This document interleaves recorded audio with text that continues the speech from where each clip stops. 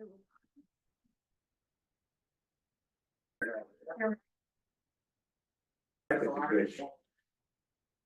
right, I will now call the meeting of New Trier Township to order. Mr. Clerk, please call the roll. Supervisor Gail Chantrasberg. Here. Trustee Kate Cassell McNally. Here. Trustee Stephen Moser. Here. Trustee Danielle Rubin. Here. Administrator Hopkins. Here. Rich Hopkins. And we have Stephen Anderson. Here. And we have a quorum for business, Madam Supervisor. And we also have Ed Lavin with Sword Feldudo. Ed Levin. Yes. Welcome, Ed. Thank you. And All right. James is online. And James is online. We'll now stand for the Pledge of Allegiance. I pledge allegiance to the flag of the United States of America and to the republic for which it stands, one nation, under God, indivisible, with liberty and justice for all. Thank you all. Supervisors report. It has been a very busy month. We started off with the TOC, Township Officials of Cook County Supervisors Division. We had a lunch here. We had Will's Place from Skokie, which is a restaurant that employs people with developmental disabilities, cater it.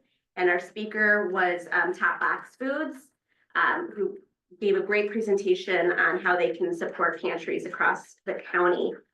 So gave me ideas, you know, they explained how we use them, but also then additional ways that we can, especially for those who are homebound or who want to spread their SNAP dollars further. So it was really great presentation. A lot of people are going to start using the organization.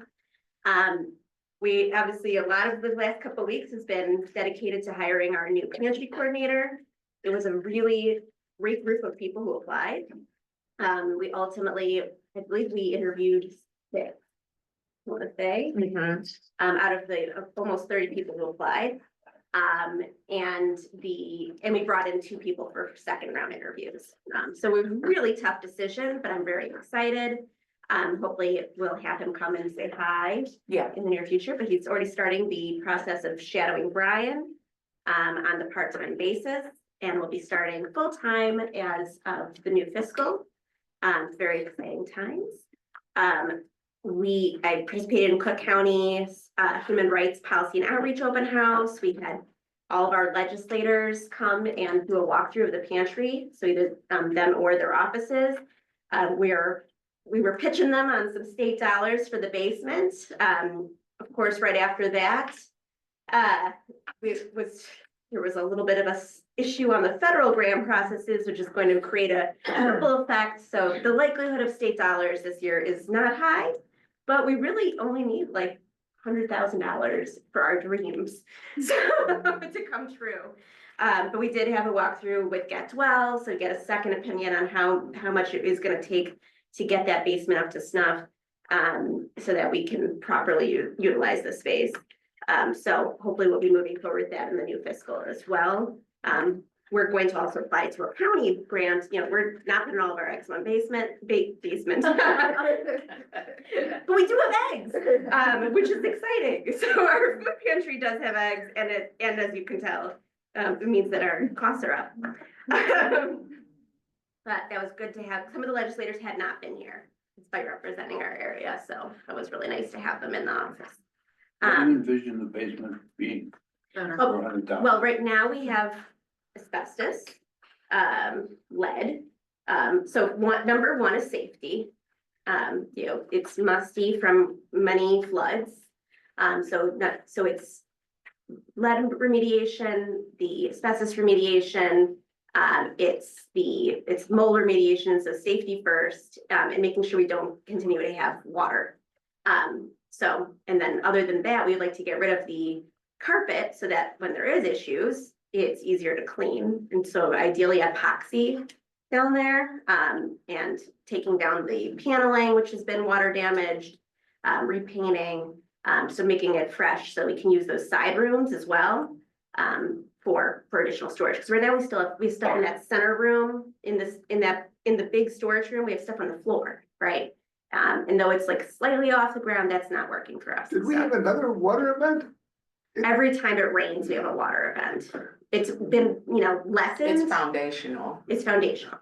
It's been lessened by some of the different actions we've taken as far as some flashing, there's like a little drainage thing.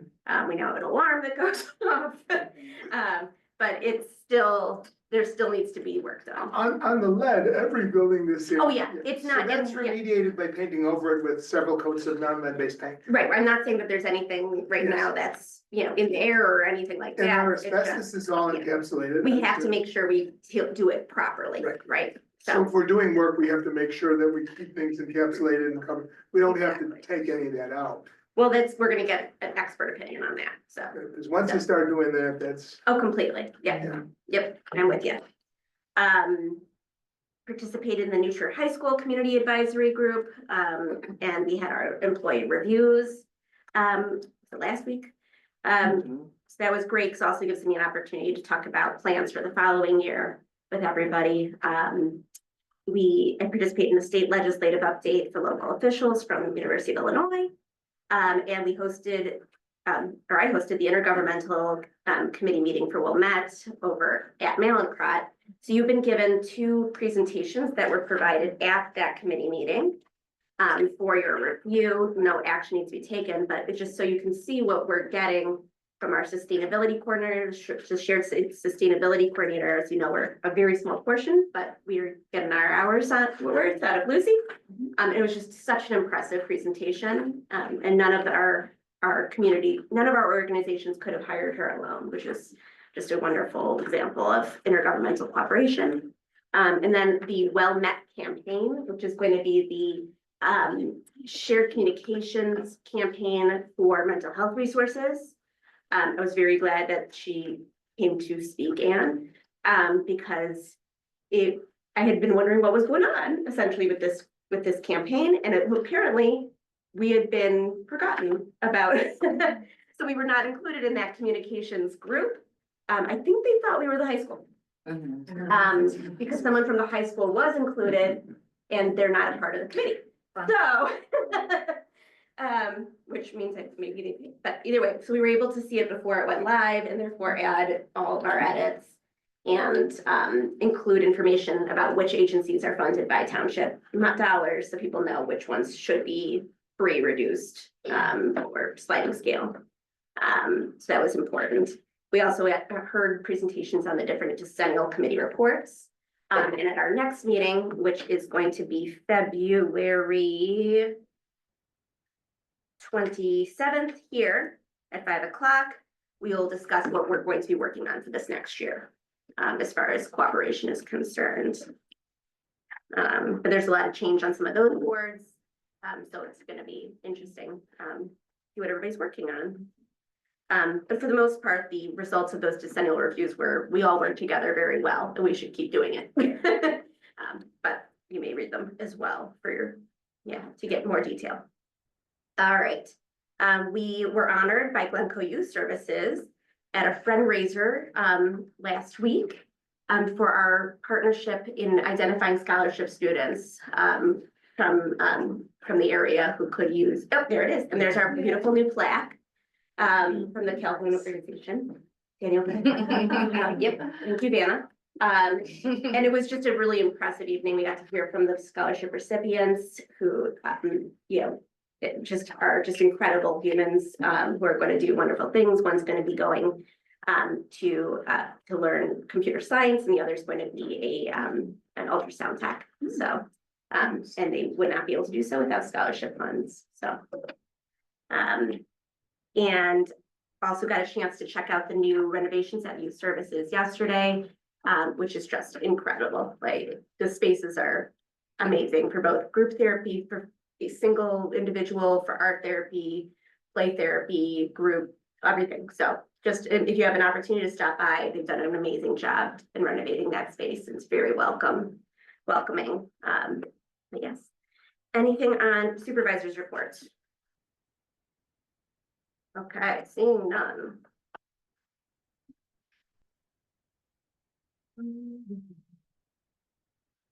We are now in line for approval of the minutes. We have received minutes for October 8th, December 10th, and January 14th. We'll start with October 8th. Is there a motion to approve the October 8th, 2024 meeting minutes? So moved. Is there a second? Second. Any discussion? In new business on page 2, I think that we might have some additional dashes between 2025 and 2029. Other than that, I'm fine. I'll cut the dash. Any other changes?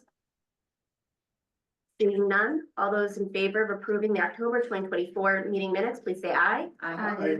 Any opposed? Seeing none, they're approved. We're now looking at the December 2024 meeting minutes. Is there a motion to approve? So moved. Is there a second? Second. Is there any discussion? Page 1, I know that you'll remove the draft copy under the header. Page 2, under assessor's report, you might want to check the last name. Also on page 2, under financial report, I believe that there's some extra spaces in the first line. Page 3, under the Mayor's Monarch Challenge report, mayors is a number of different mayors, so the apostrophe should be after the S.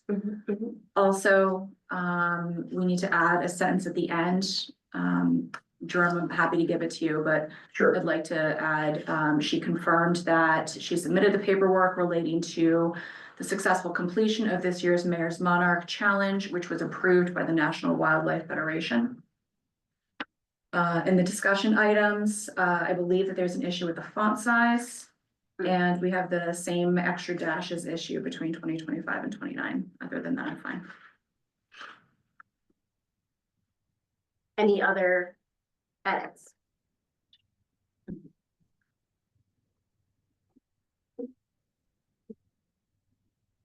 All those in favor of approving the December 2024 meeting minutes with those changes, please say aye. Aye.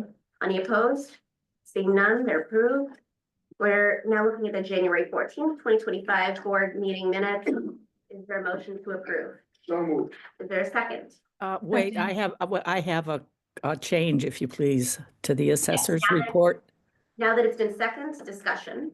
Oh, sorry. Okay, I have a small change to make to the assessor's report. Yes. Sorry, Jerome, at the end of line 1, instead of send out tax papers or whatever what I wrote down here, publish 2024 exemption forms, please.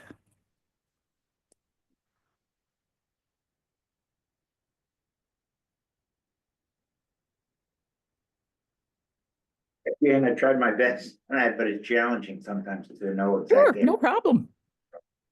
I appreciate the correction. Any other corrections or changes? Yes. Ben. Go ahead. Bottom of page 1, supervisor's report, 3rd bullet. After the $25 an hour, I would change that to the period and make the capitalized. Page 2, approval of the township board meeting minutes. Penultimate line, I would remove the comma after 2025. Clerk's report, the penultimate line, starting future township elected officials. I'd respectfully request we change that to candidates. Thank you. And other than that, I'm fine. Thank you.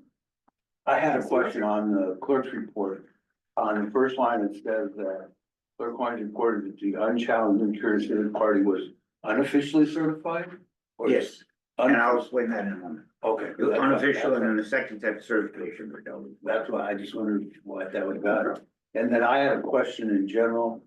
There was a comment about Elliot raised the idea that the committee should be able to rebut the board when we revise a proposal, if I'm not mistaken. And I wasn't there and I apologize for that, but if they have the opportunity to rebut it, and I know Jessica joined in that conversation, how does that work as a practical matter?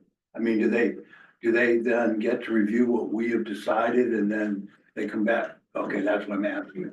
There was no action taken on that suggestion. But I wanted to include it because it took a considerable amount of time. Yeah. Okay, This is the deciding body. okay, that's what I thought, just the way I read it, I wasn't sure. Absolutely. No, we expressed the concern and we talked about it and we decided that the way we've been doing it is the way we're gonna continue doing it, but we extended the invitation to all committee members to recognize the importance of tonight's meeting and Anybody that wants to be present so they can chime in is welcome to do so. And that was That's reflected. fine. I just wanted to. And just a quick edit on page 1, instead of attended the sexual harassment prevention training, it was provided the sexual harassment Okay. prevention. Great. Any other changes? Seeing none, all those in favor of approving the January 2025 meeting minutes as amended, please say aye. Aye. Any opposed? Seeing none, they are approved. Okay, clerk's report. All right. So I have 3 items tonight, building on what Stefan's comment about unofficial versus official. So that it's a 2-step process, and last month I reported that it's unofficially. Now it's official and the ballots are being prepared. And this is all the election papers, if anyone would like to see it. And this is going into the archives, but it's really nice to know that this is done as far as, and it correct their candidates, but subject to a write-in vote. That there's no challenge, and it's officially certified with the county. Second item is that I've been a busy boy attending meetings as well. I went to the township officials of Cook County, where I'm the secretary, where we met all the way down in, can you believe it? It was in Mokina, which is right on the county line, so 55 miles away from Winnetka, but it was well worth it. We had a fantastic meeting. There's some very good leadership on the township officials of Cook County. And then secondly, I went to our clerks meeting. It was over at Elwood's in Lincolnwood. And at that meeting, I got to meet the new clerk of Cook County, which is truthfully the most important position in county government. You know, that county board president important than the others, but honestly, she has the largest staff, the largest projects, you know, in terms of elections, and it's just ginormous for response. All the vital records go through the clerks. And I had to meet the new clerk. Her name is Monica Gordon. Had a great evening with her. And I also had attended a webinar, and thanks Gail had pointed out to me, and it was about the new the new laws and statutes from the Illinois legislature. So that was great because they went through all these things, so many things that are kind of boring, you know, and that don't matter to us, but it was just great to hear the larger picture of how many people go through the process in Springfield. And it was fascinating. So thank you, Gail, for sending that over to me. And then on a final note, we're off to a good start with the annual town meeting. We have confirmation that our guest speaker will be retiring Superintendent Paul Sally. I served on the New Trier Educational Foundation with him, or any of you who are parents in New Trier know he's a fantastic personality and leader. And I think what an honor to have him speak to us and to the township at the time of his retirement this year. Mm-hmm. So Dr. Paul Sally's agreed to be our speaker. We have great awards lined up. Gail, or he has great suggestions from people about who should receive these awards. And so it's going to be a fantastic evening. The space has been confirmed. We're meeting at the New Trier School Board Group over at New Trier West Campus. So that is my report. Absolutely, very exciting. All right. Oh, and we've confirmed that the treasurer's office will be there to hand out money. And by that, I mean the iCash program, not just actually money. And I'm thinking it's a really nice year to underscore the relationship between the high school and the township. So the things you were saying, Gail, in your report, kind of need to bring those up, and we can celebrate that and then have a lot of the, especially the youth agencies and all. In years past, you know, we've done that, we've had them, and then we've changed based on the venue or the doing it online, if you remember. So this year would be a great year to close out with like all the different agencies that help out, and just to see the partnership between the community. So Stephen, we got a lot of work to do before the town meeting, but it's good news. Thank you. What's the capacity of the boardroom, just out of curiosity there?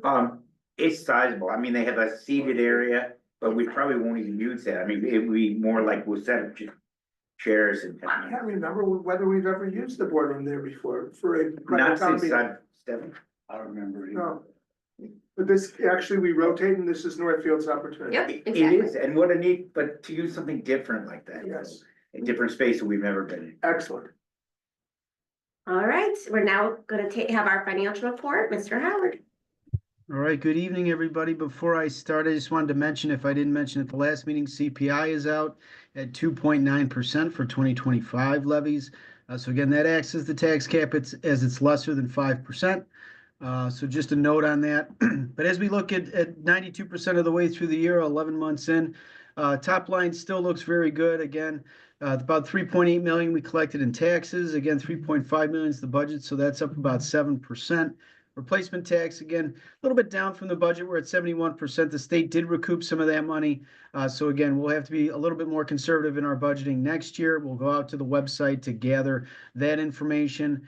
Interest, again, that's a beat, double what we expected, 105,000. Again, that's really good returns on good interest rates. And I know Ed's there to talk more about that, so I don't want to steal any of his thunder.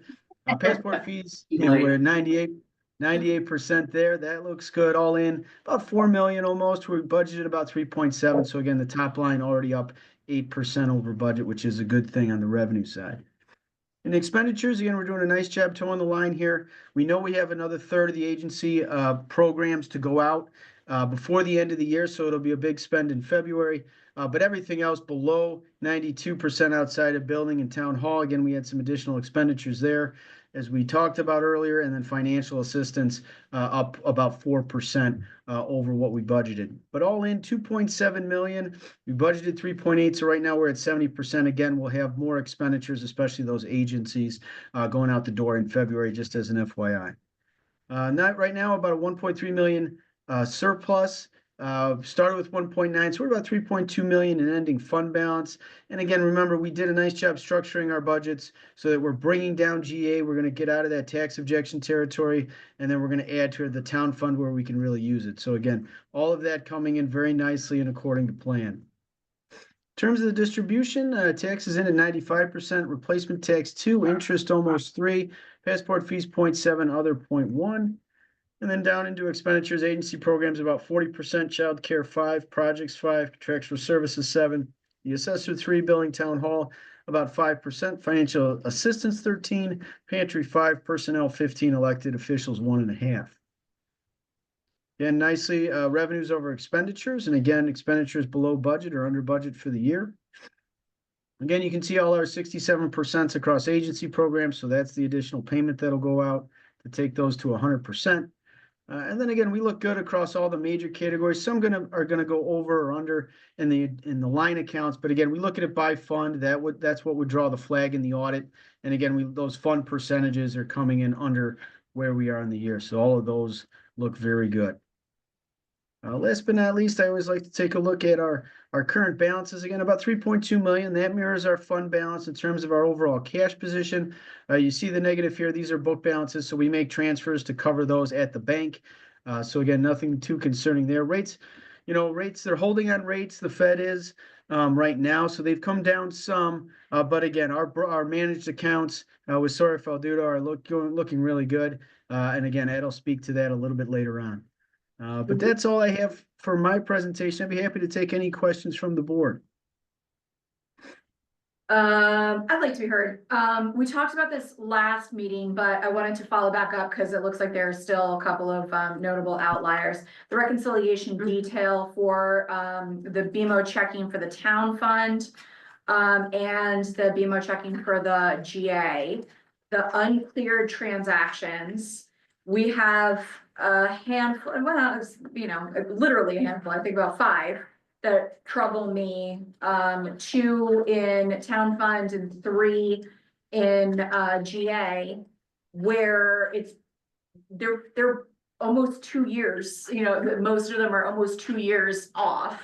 And I know that Larisha mentions this in her report too. Can you speak to how we're doing with trying to find these people and clear these, or figure out what our liability is on this? I can, because me and Tim worked on these. So there was a list of about 30. Some of them are voids. The GA ones, I really think those ones were like recut or something, like even if the address or something was not correct. So I told Tim to leave them for now. I've gone through all of my voids, so we took those off. But most of these ones now are from January of 2025. We just have these last few ones to clear up. Yeah. For in between the Village of Wilmette and the Shell Point mortgage, what's NTT? I would have thought that was New Trier Township. Oh, that's a journal entry. Okay. So, some of these are just having to go back and reconcile, but Okay. Tim and I are working on these. Awesome, thank you. Yes, and going forward, we've made the determination that checks that aren't cleared within 60 days, we're not recutting, they're done. Yeah, that's one big problem with this, is that if we get the statement the next month, Tim and I go in and he reconciles according to what's been cashed. Some people are cashing their checks 6 or 7 months down the line, so then we have to go into all of the statements and go like searching for the checks, so. We're really like cracking down on that because it's just been happening too much. I'm not sure that 60 days is consistent with banking laws. I mean, I think we have to honor them for 180, don't we? I'll certainly take a look, but if you Yeah. have the citation, feel free to send. I don't, I just think 60 could, people do hold off on depositing money for a bunch of reasons, some tax related on their side, and we're not as concerned. We're concerned about when we issue the check, what they do with them, but I think we have to. I think we have to go beyond 60 days. Is this on? I don't know. I'll certainly take a look. Yeah. Happy to review any sites. Any other questions on the financial report? All right, get excited for the end of the fiscal. Yeah. And the community support grants were also approved. And we had, do you have the numbers of front? 252. 252, so slightly under the 1,400 that we offered last year. Would think we're at 1,350, right? $1,388. Yes, so very similar to last year's numbers. With the vast majority of people taking advantage of the online application and liking it. And so we will continue to pursue the electronic version. All right, so but that number will obviously come out of there and they'll have a marathon signing. Okay. We're going to do the verification of claims, trustee Moser.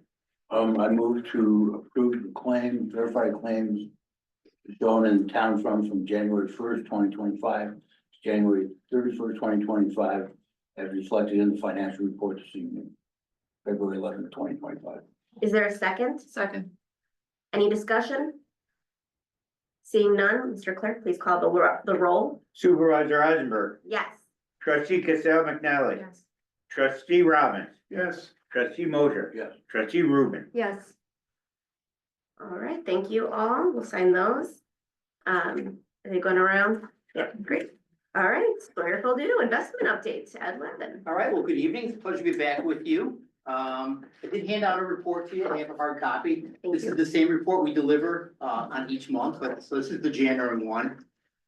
Maybe we can start right off the top, and I'd ask you to move to page 2 of 19 here as I look at the report.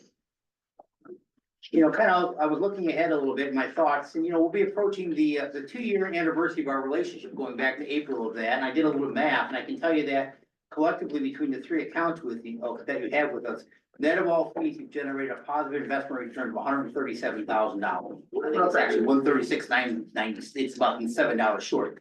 But I say that because I wish all clients had the time to do it. So to come into the market with the type of financial objectives we had back in April of 23. And then you may recall last time I was here, it was later in the summer of 24, you provided another $1 million. You really kind of hit the peak of where interest rates were, and we're able to put that money to work and yielding about 5%, back in that time. That's something we can get today. So you've been very fortuitous, and I know every dollar certainly counts, goes towards your $100,000 dream. But with that being said, we do have the 3 accounts that I've mentioned before. While they are discrete accounts, there's a lot of similarities between them, and that's really highlighted by the fact they're all very high quality. The mandates there were really investing less than a year. So we just had a couple bonds come due earlier this year. So you'll see those invested out to January of 26, locking in some pretty nice yields there. But really for the most part, again, the environment for investing for your type of portfolio, high quality fixed income securities, it's been pretty good. It's easily get distracted by some of the headlines that hit the newspaper these days from the new administration. Those are the headlines that really affect the equity markets. Your portfolio way less so. The biggest factors in your portfolio are really 2 things: actions by the Federal Reserve, and the Federal Reserve really acts upon 2 mandates. Their goal to keep full employment, and that's doing pretty well. Unemployment's only about 4%, which isn't bad historically. And then inflation. Again, trouble with inflation is that I'm sure if we went around the room, everyone around this table's got their own inflation story. There's no doubt about it, and particularly organizationally, the challenge that you face with inflation. The good news, inflation is moderated. The bad news, it's not quite yet hit the 2% target that the Fed's got in mind. I think that last mile, if you will, is gonna be a struggle. The other thing to be mindful of too, when you think of inflation, a lot of folks look at that top line number, what the CPI is, it's inside of 3% now. But there's so many things that don't go into that. By way of example, homeowners insurance is not part of CPI. You know, I don't live in Florida, I don't live in California, my homeowners insurance only goes one way, so. Anyone that would run a credit card balance, the interest that you pay on credit cards is extremely, extremely high in this environment. That's not part of CPI. The point being is that, yes, it's important to look at CPI, but there's so many other things that impact the consumer that needs to go into that equation with regard to consumer spending and consumer well-being and so forth. But I say all that, but the environment, again, for what you're trying to do here seems to be good. The Federal Reserve is probably only going to cut interest rates twice this year, which is down from the 4 times that was initially predicted. And again, that's a function of that inflation has not come down as much. And what does that translate into real terms for you is that as bonds come due here, and you'll see the schedule of bonds coming due here, it's a good opportunity to put the money back to work at 4+% yields and lock that in.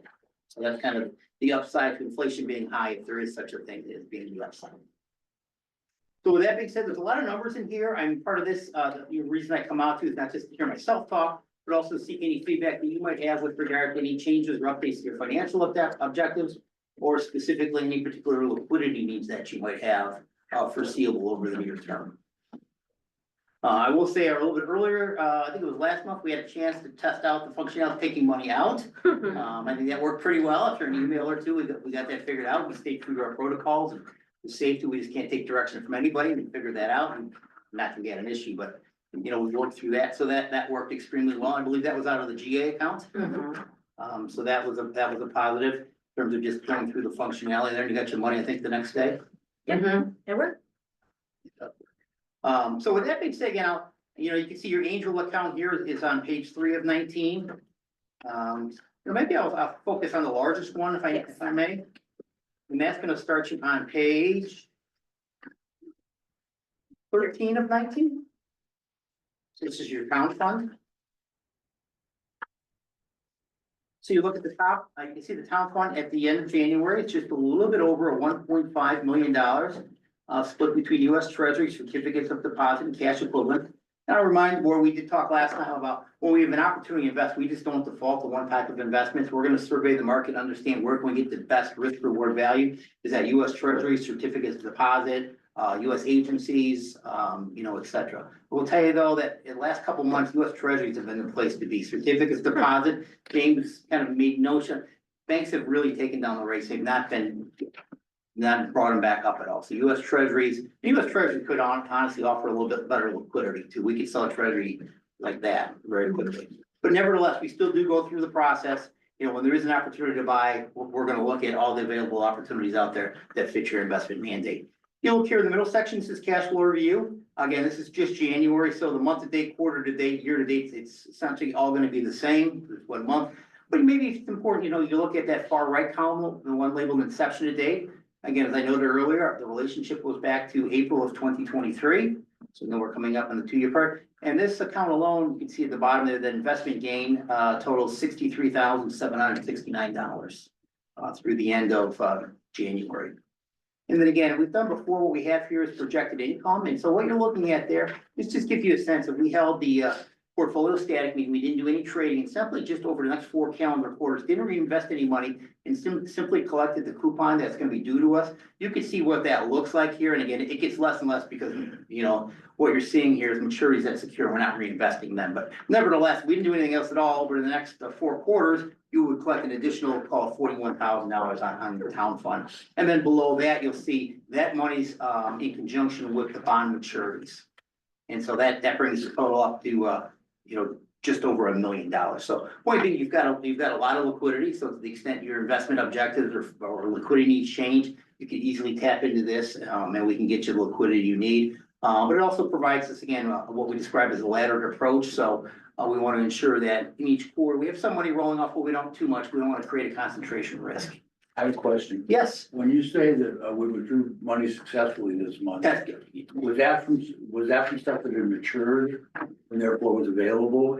that's a great question. So actually what we have there, this was out of the GA fund. So you can see there was a in total of $75,000. We actually have a significant cash equivalent there, so a money market fund, so we're able to immediately liquidate that and do that. And then as the next bond matures, we won't reinvest it. We'll go ahead and build back up to the target in the cash equivalent fund. Thank you. Yes, Ed, yes. this might be a little awkward, but, we were solicited by Illinois funds. Mhm. And, not that we're looking to change anything, because you guys are doing a great job, but they solicited us, and I'm gonna kind of put you on the spot and ask you if there's anything from your perspective that we should worry about in terms of going that route if we decide diversify. Sure, Illinois Funds does a good job for what they do. It's a very different risk profile when you look under the hood, and when you look at, they actually hold their biggest single holdings are corporate bonds. So that's where they're able to drive the yield that they do. Last I checked, it was probably about 33% of the portfolio was corporate bonds. Are those insured? No, Okay. Is everything we have through you insured? it's either insured, the CDs are all insured, otherwise you have US government securities. So that's one of your big concerns about putting money with Illinois funds is the mix, and the corporate bonds are not insured. I'm just saying it's different. Okay. Right, so everyone, you just have to understand, you have to come into it eyes wide open. You're gonna see a yield that might be a little bit higher than this, but you have to understand, again, last I checked, which is probably a month or so ago, about a third plus of it is corporate bonds, and they're not all AAA. There's very few AAA bonds out there, first of all, so they're gonna be single A, you might get a couple triple B bonds. It's simply a different risk profile that people have to come into it eyes wide open. Thank you. Another thing is we might get solicited by some kind of, there's the not-for-profit group that wants through the food pantry. Are you familiar with that? I am not familiar. There's, I think it's a state of Illinois program, and it's for like pantries, and they wanna obtain some funds from us too, potentially. You don't know about I that. don't know anything about that. But we should look very carefully at the mix, and what we're looking for is either insured products or US government backed products. And you've got that 100% with That's everything. what we're doing here, years. Yep. Thank you. Any other questions for Ed? Thank you so much for coming. We're not gonna make you stay, but you are welcome to do so. Let's stay for a little bit at least. Thank you. All right, Assessor Churchwell. I'll go ahead and make you. Yeah.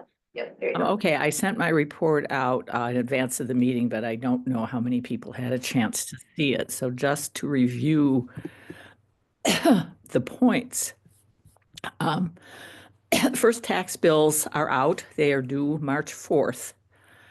And then a day after tomorrow, on Thursday, Julie Koenigsberger, who is now on staff at Regina Dominican in Wilmette, is bringing a group of honor students to the township. And Len and I will talk about tax and assessment processes. Jean will talk about social services programs, and Brian will talk about peer jury and the pantry. And we are hopeful that Gail will be able to stop in for something, but understand she may not. She may be in Chicago or something, or somewhere else. No, I'm gonna be there. You figured out the Oh, good. route. Good, then I'll, well, I'm organizing the time frame, so I'll send you an email about that tomorrow.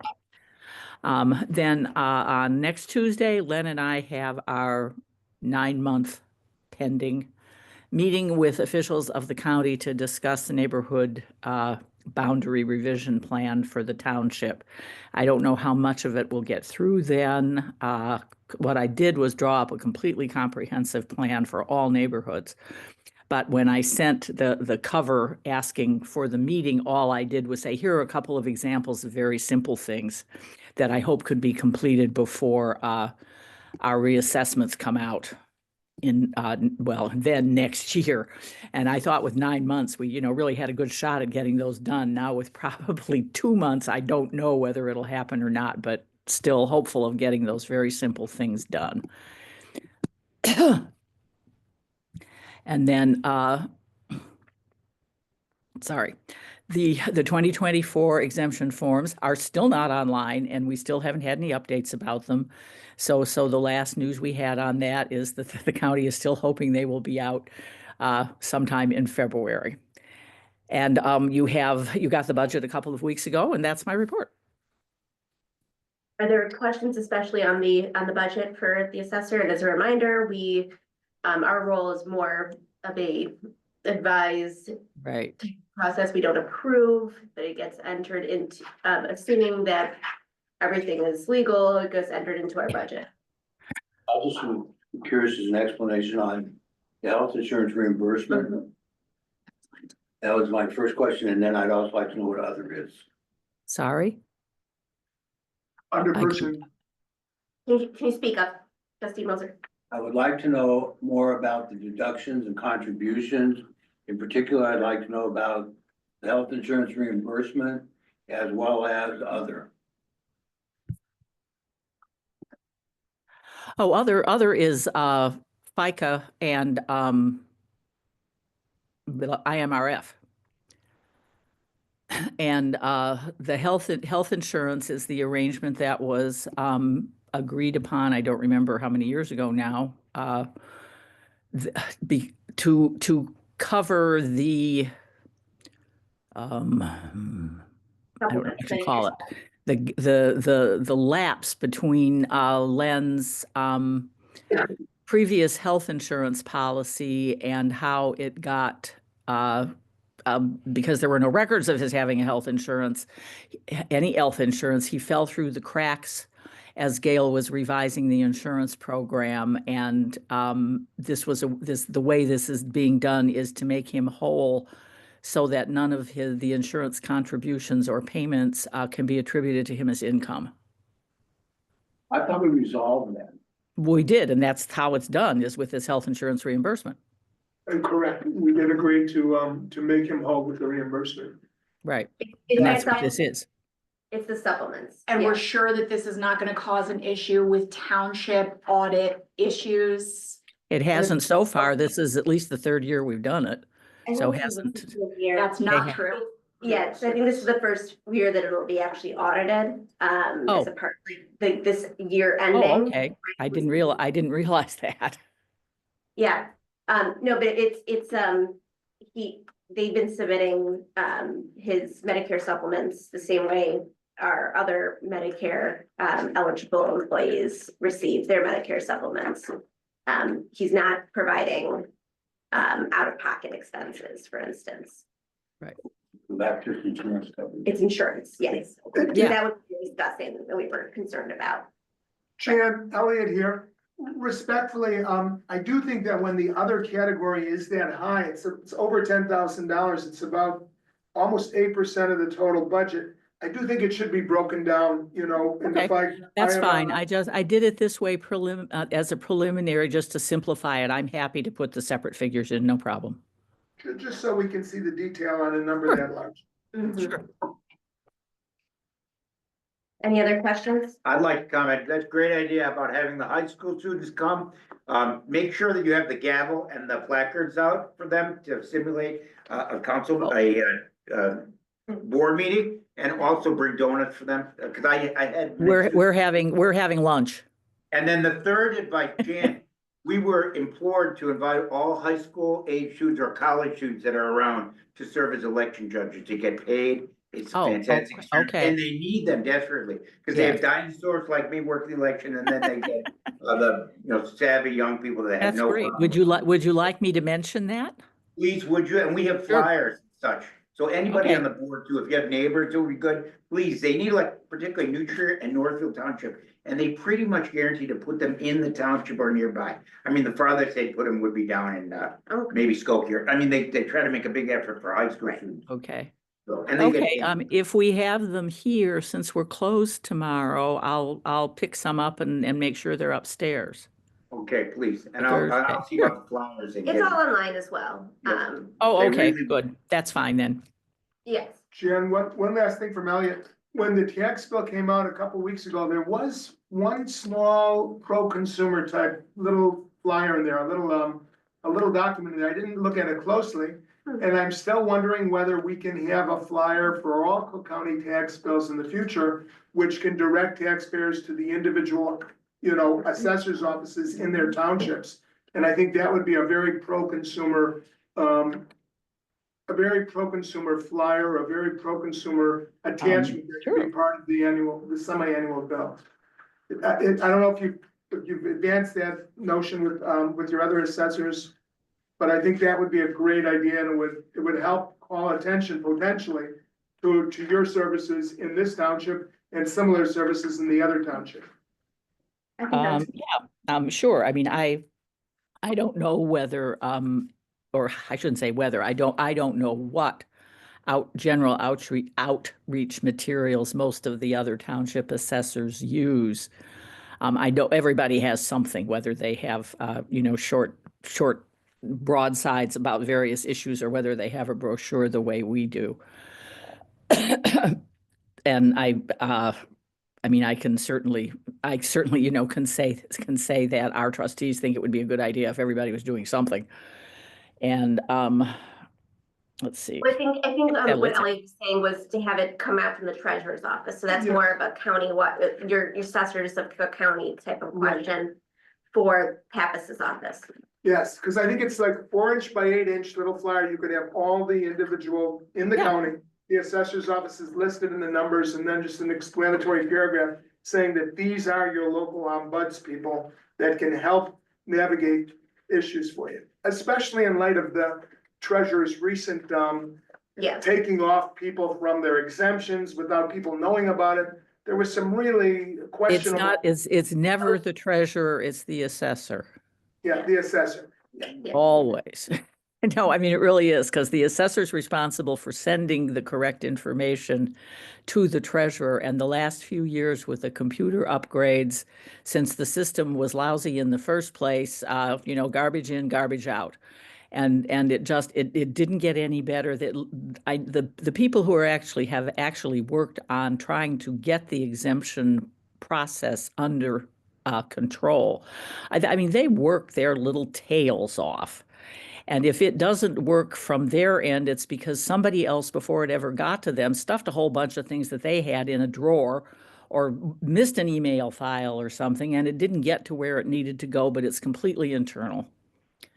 So the treasurer is fine, and it is. We are cutting back every year. We are cutting back. There is a cutback every year on the number of people who are calling in the summertime to say, "What happened to my exemptions?"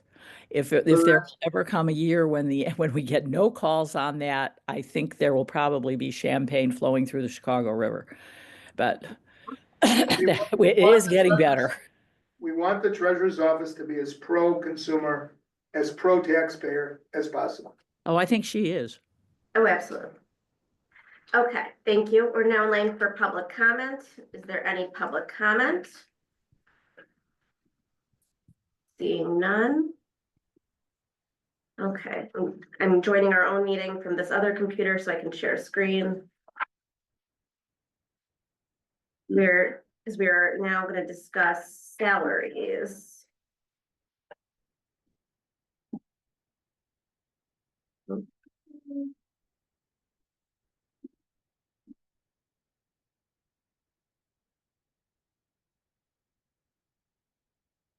you want me to email you the final copy, Gail, or do you have it? Because since it's an Excel file. That should be the one. I'm gonna excuse myself at this part. Thank you very much. I've got no gallery discussion, so Thank you, Ed. I appreciate your time. Much appreciated. Thank you. Feel free to reach out directly. Thank you so much, Fred. Yeah. Thank you. Thank you.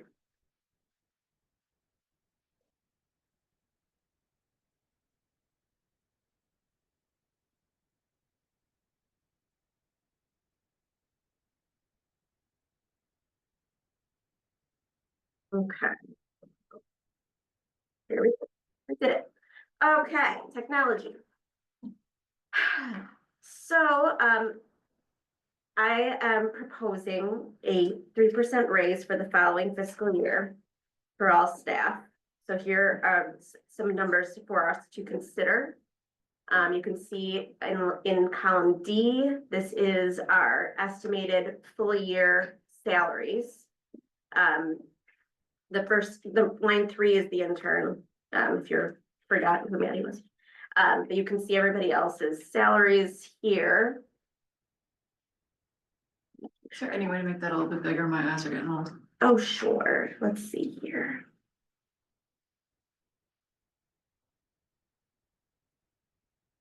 really what you need There to we see go. is D. There we go. Okay. So, I mean, well, now you're not seeing people's names, but so let me see if I can hide a couple of columns for you.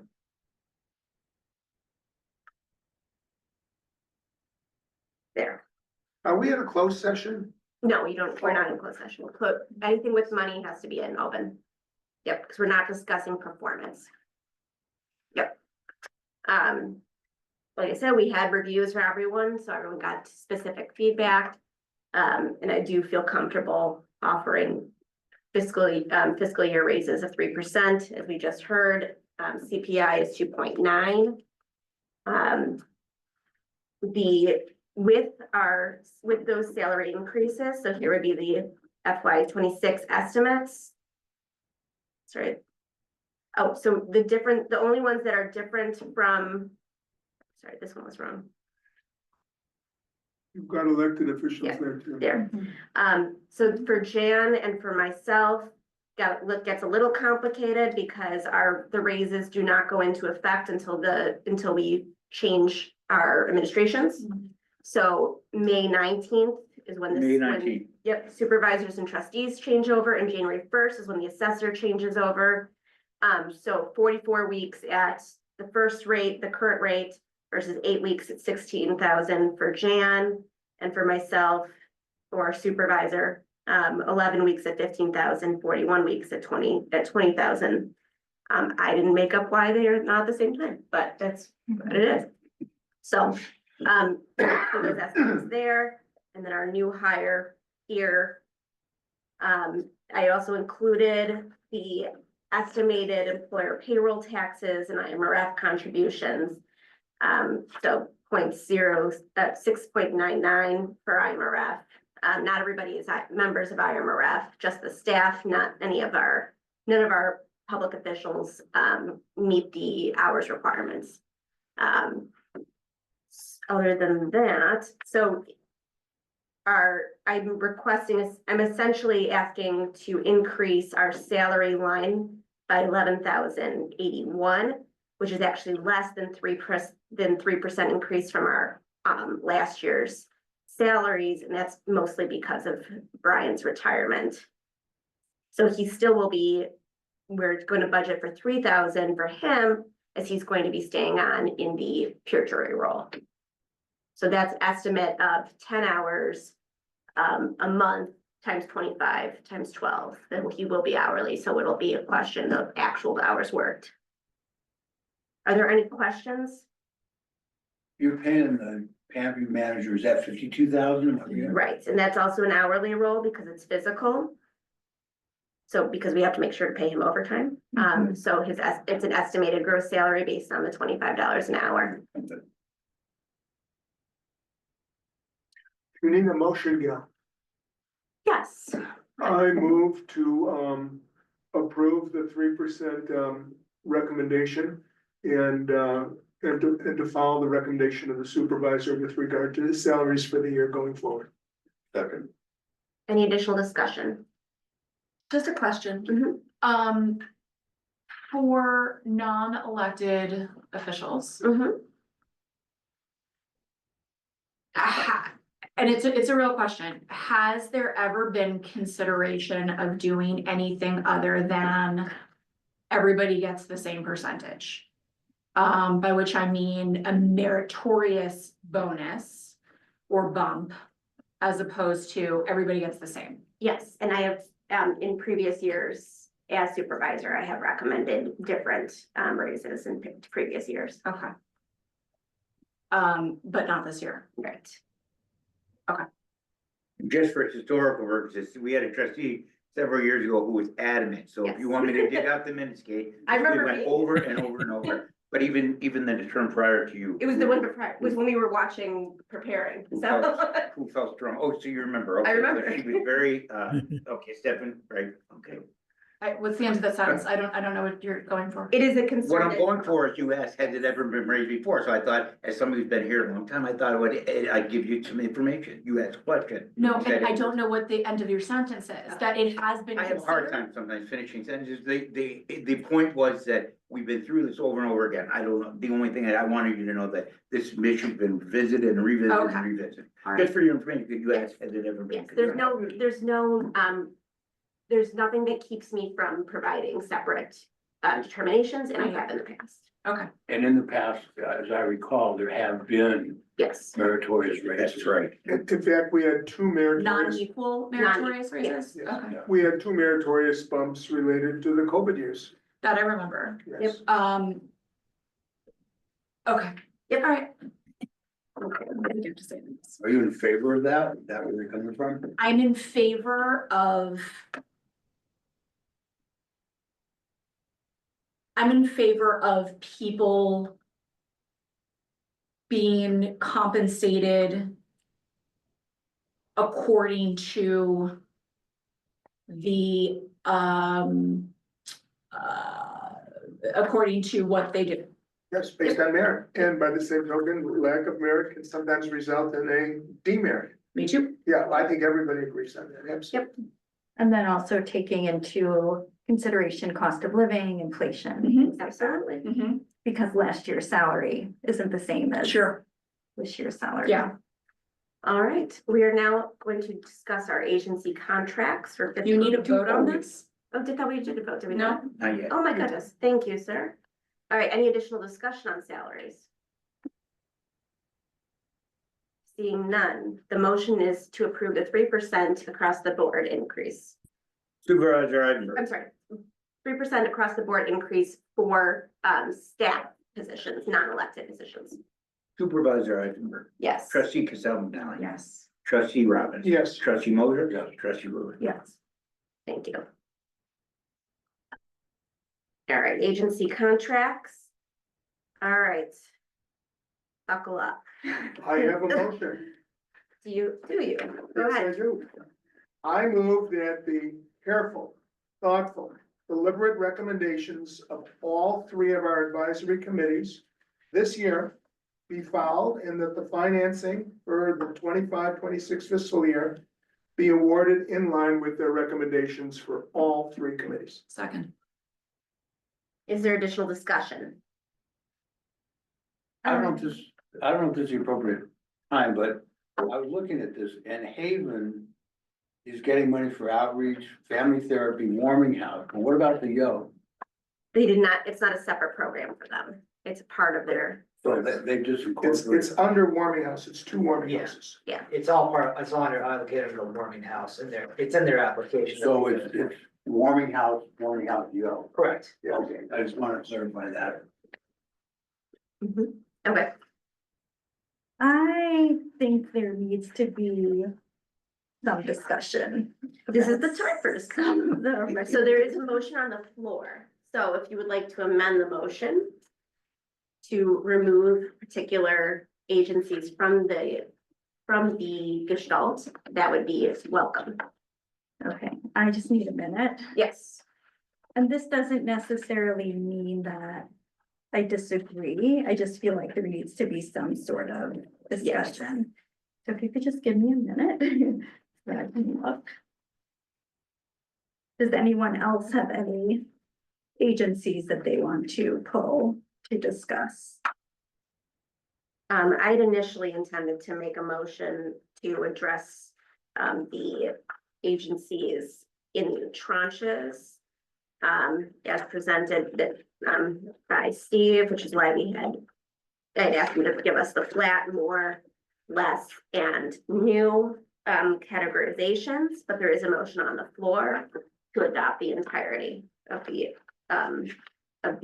proposals. So that motion takes precedence. No. I think I would like to open up discussion for some of the new programs, connections for the homeless. And the Northwest Compass. Hmm. Hmm.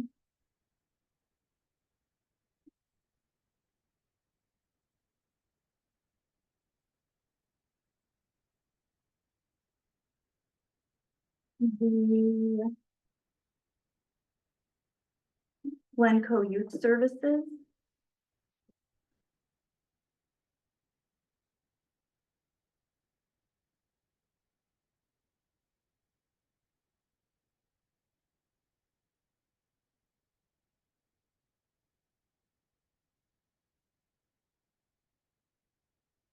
I think that's it. All three of those being Life Stage Committee. Woo-woo! And I'm gonna add to that list, so that's what we'll do as a part of this motion to amend. Is that anybody on this board would like to pull for greater discussion. Individualized discussion, this will be the time to do so. So I'm going to add bare necessities.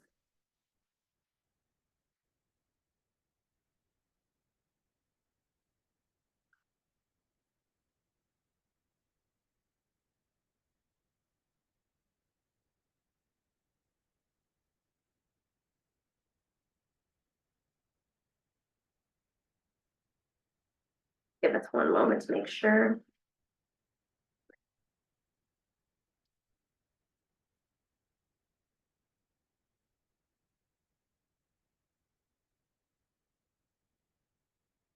Any others?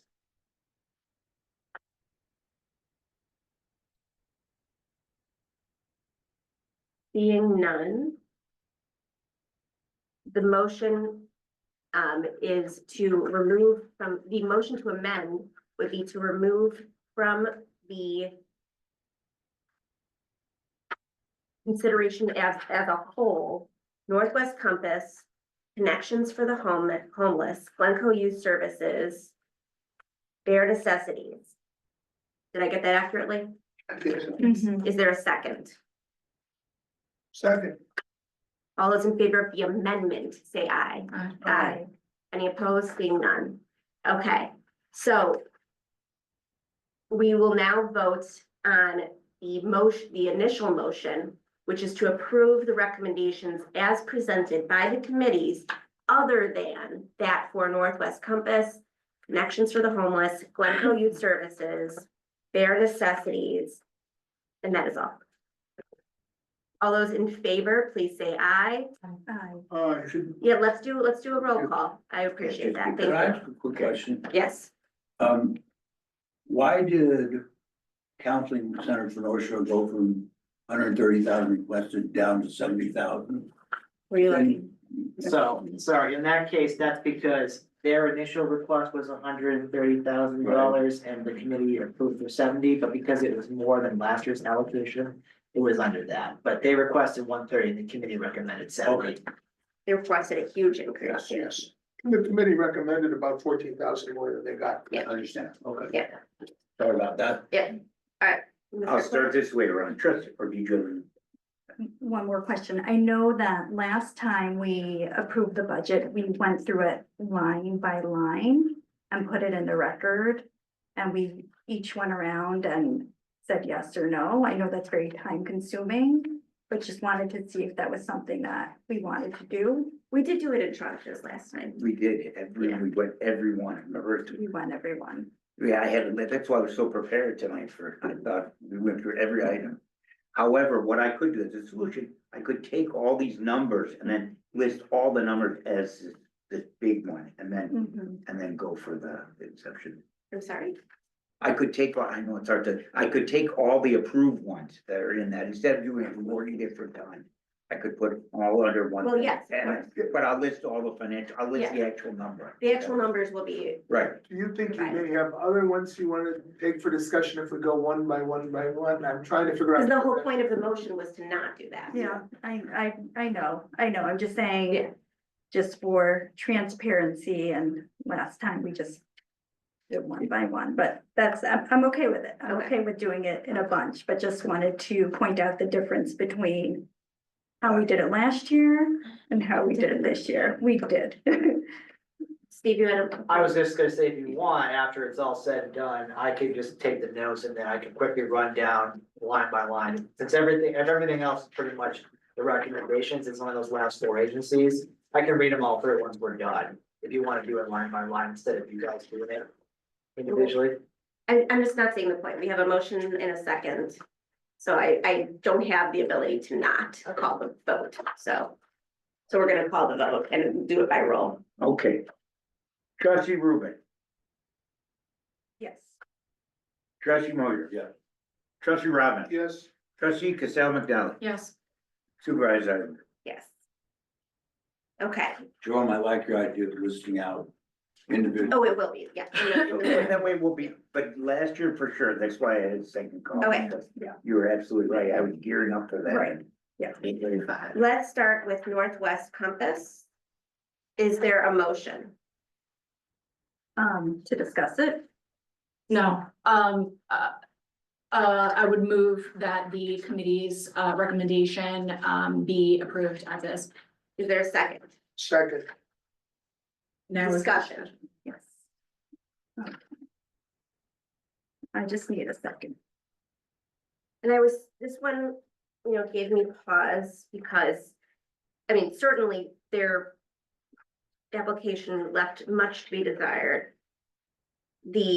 I wasn't even expecting them to even try for funding for food pantry or hype. I don't even know why they would think that we would want to fund their food pantry. We funded their SAFE program through a seed grant last year. I had asked Jean to check with all of our police departments to see what the status of that usage was, because they didn't provide those numbers, which is exactly what they were supposed to be providing in the application. We expressly told them that they were going through the regular process the second year. And I'm just kind of flabbergasted by the lack of responsiveness. who was the liaison for? Me, And all of these. were these, which one was the one that wanted the ambulance, or they wanted the, is that? That's the Driven Foundation. No. Northwest Compass is the They're the program. ones that are 45 minutes away. They can't tell us that they have different people that are not also using our pantry. They are, they've got shelter, but they can't tell us that anybody who's from New Trier Township is using the shelter. They have, somebody different that showed up, then, wrote the application. The application was incomplete. It had Absolutely. incorrect numbers. And the committee ended up feeling strongly that this was, a potentially duplicative use of taxpayer dollars, and felt strongly that this should not be funded. And give just a little more color on the committee, were they pretty much unanimous? on Oh, this? Okay, This one was, they were strongly. So thank you. here's my question. This is what I don't understand, looking at the summary. It says the agency had 152 clients in New Trier Township, and it amounted to 28,000 in services. So are we, is it that we, The counts are off. Mhm. First and foremost, the way that they count people is, I could walk in the door and that counts as one New Trier client. I could walk back out, I could walk in the door, that counts as one New Trier client. So it could be the same person coming 152 times and they can't assure us that it's not. Mhm. And so we don't actually have a good count as to how many of our people, how many people from the township are utilizing and what they are utilizing. So they could come in and use, even on that same visit, I could walk in, I could go to the pantry, I could, do other things, and I could be counted multiple times in the same visit. Mhm. And so we could not get clarity around how we would be assured of the counts. And because of that, we really don't know how nuclear dollars would be spent. And, you know, the committee felt strongly that that was not something that they were, that they had, you know, kind of a safe feeling about. And Stephen, these concerns will all, if they haven't been already laid out carefully for the agency, so they can make another go at it next year with the guidance. Correct, and it took a bit, but there were follow-ups that the committee did have. She did, I think it was Allison responded to me, and then, you know, you got that email correct? Yeah. So she did send some follow-ups, but in my opinion, they weren't necessarily super fruitful No, and not really helpful to the application. So I agree with everyone else's thoughts on it so far. I'm just flabbergasted that they even, first of all, they wrote that they haven't been funded by us, and they have been, so that's one of the flag one, and then being like, yeah, going from 5,000 to 80,000 is just insane. We did ask the police departments themselves if they were using the program, because if you recall, the SAFE program was the one where if a homeless individual presented to the township, then they would they could call SAFE. SAFE would come to the police department and bring them to housing. So that was the point of this program. So they're, from our research that they should have been doing in support of their application, right? One person got housing that way. Other people were introduced to the program, but did not follow through. So there were other families that would have qualified as homeless presenting in the township who needed housing, but didn't stay in the police department long enough to get the referral. So, yeah. At this point, I would move that the recommendation of the Life Stages Committee not to fund Northwest Compass be followed with the caveat that a detailed letter go out to them explaining the shortfalls in their application and our concerns, so they can consider that in the future. I would agree with that, because if they truly are assisting 150 Right. clients in the township, when we think about that, some of the agencies we fund, Oh, completely. you know, may only help 5 people in the township, so. Yes, I feel comfortable with that, Absolutely. And trustee Rubin, I'm glad you pulled this one out for conversation. thank you. Any additional discussion? So then, you're suggesting to do whatever. Well, I think now we have to make separate motions on. There will be a letter with every funding recommendation, every contract recommendation. I have to always remind myself the proper nomenclature. Ellie, I'm sorry, I have one by Kate, seconded by you to approve the committee recommendation. Mhm. So I have a previous one, we'll go ahead, right? Well, now we've passed for all the committees except, for all the agencies except for 4. So Right. now I guess we would need separate motions on each of these. But we already had one on. This is the Northwest motion. Compass. Okay, Yes, so So please, we've had a motion, we've had a second, now we need a roll Correct. call. exactly. All right, any additional discussion? Seeing none, please call the roll. Trustee Rubin, Yes. trustee Moser, Yeah. trustee Robbins. yes. Trustee Cassell McDowell. Yes. And Supervisor Arthur. Yes. All right, is there a motion related to connections for the homeless? I would recommend, I would make the motion that the committee's recommendation be accepted. Second, Is there any discussion? So Kate, I would just love to hear from you being the liaison, and again, putting so much faith in the committee and you as well, but also, you know, Connections for the Homeless is a very, very well-known Yep. organization, which may be in part the reason why we're not suggesting we fund them, because they have so many donations already, but we'd just love to hear more from you, the reasons why Sure. we're not funding. So the there were 2 to 3 main kind of buckets in which commentary from the committee came on this one. One was the duplicity or you know, the duplicated services that we already have and fund and have longstanding relationships with agencies within New Trier Township that are already serving New Trier Township clients and at a very high level. The second, I believe, was that the kind of the dollars that they are already receiving and that their reserve is a strong reserve. Such that, you know, the money that we would be providing, while is always nice to have more money as an agency, is not going to make or break their situation. And then the third, if memory serves, was that this was an agency that is not, there was some hesitation about the location of the agency.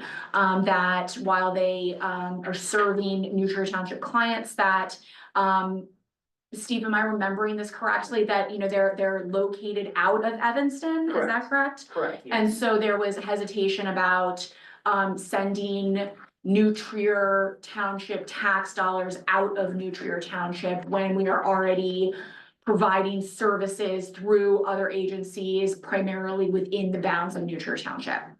So those were the three big buckets. Is there anything else that you would like to add, Steve, to? This is from the report that our committee chair Ed drew up. Yes, so we mentioned the private funds from donors, so the committee believed that they already had funds to help, that they didn't necessarily need funds because they had it on that end.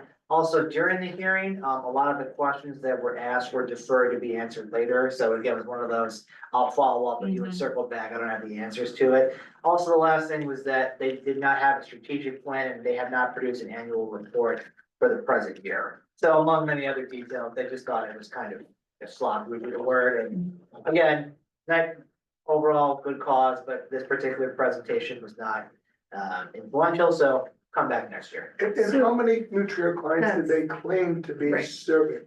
I don't have it in the report offhand, but it does feel like we can say. And for me, that's the biggest 22. question. Yeah, there it is. 22.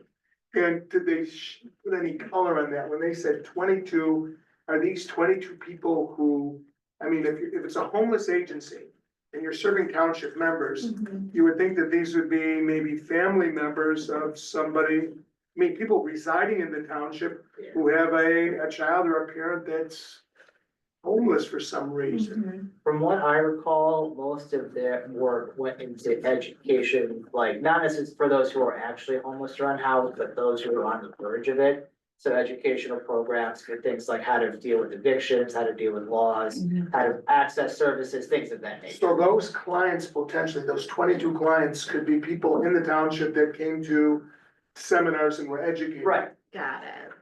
So I would say, similar to what we did with the other organization, if we were to write a letter saying, you know, should you apply again, what we're really interested in is how many clients you're serving in our township, what service are we providing them?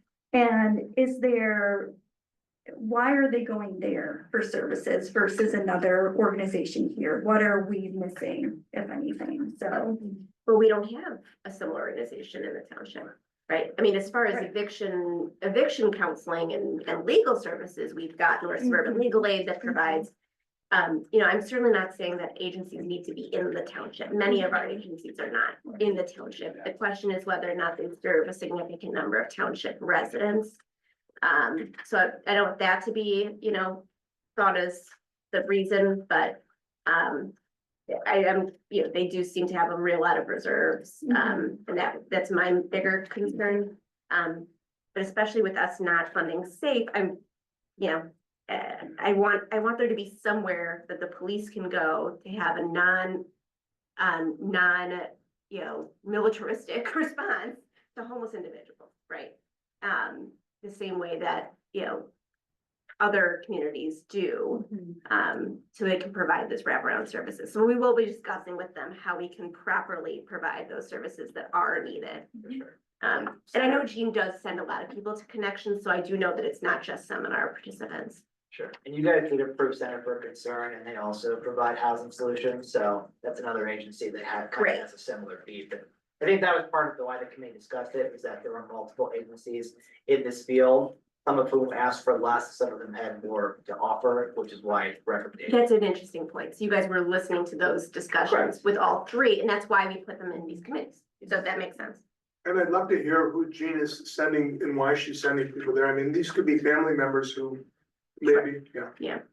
I would like to rebut the committee's decision on the basis of we've often funded programs outside of the township.